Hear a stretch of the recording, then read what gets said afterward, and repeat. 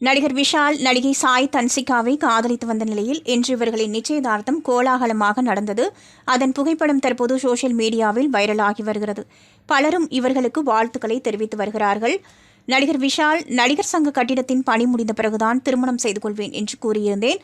தற்போது அந்த வேலை விறுவிறுப்பாக நடந்து வருகிறது.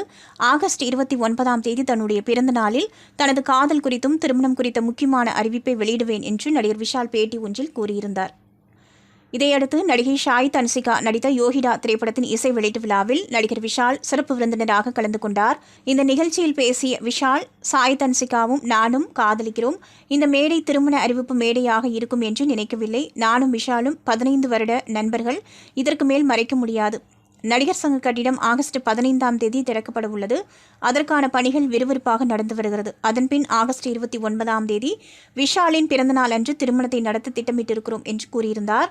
இதனைத் தொடர்ந்து விஷால் நடிகை சாய் தன்சிகாவிற்கு இன்று நிச்சயதார்த்தம் நடந்துள்ளது. அந்த போட்டோவை நடிகர் விஷால் தனது எக்ஸ் தள பக்கத்தில் பகிர்ந்துள்ளார். அவருக்கு பலரும் வாழ்த்துக்களை தெரிவித்து வருகின்றனர்.